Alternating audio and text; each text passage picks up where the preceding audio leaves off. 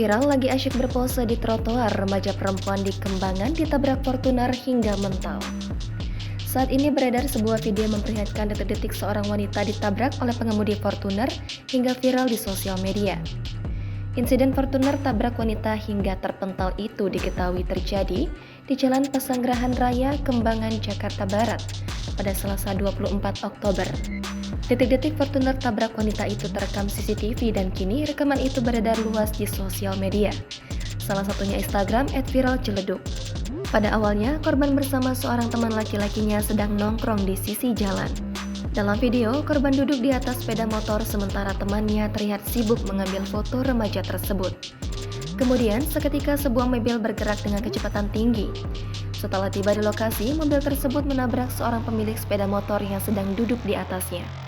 Korban terpental akibat ditabrak pengemudi mobil tersebut, sementara motor yang dinaiki oleh wanita itu hancur akibat benturan dengan mobil.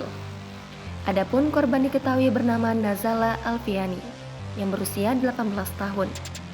Dilansir dari kompas.com, Kasat Lantas Polres Metro Jakarta Barat, Kompol Muhammad Sigit Purwanto mengungkapkan bahwa peristiwa tersebut telah ditangani. Dia menjelaskan bahwa korban mengalami luka setelah ditabrak. Menurut informasi dari AKBP Muhammad Sigit Purwanto, peristiwa ini terjadi sekitar pukul 2.50 waktu Indonesia Barat, di mana Nazala sedang duduk di atas motor yang terparkir di pinggir jalan. Kepala Satuan Lalu Lintas Polres Metro Jakarta Barat, AKBP Muhammad Sigit Purwanto menyebutkan bahwa korban ditabrak oleh mobil yang dikemudikan oleh Kevin Steven Salim. Kendaraan Toyota Fortuner yang dikendari oleh Kevin Steven Salim bergerak dari selatan ke utara dan menabrak seorang wanita yang sedang duduk di atas sepeda motor dekat toko buah Alfres.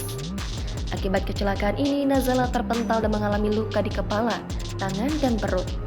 Nazala kemudian dirawat di Rumah Sakit Pondok Indah Puri Indah.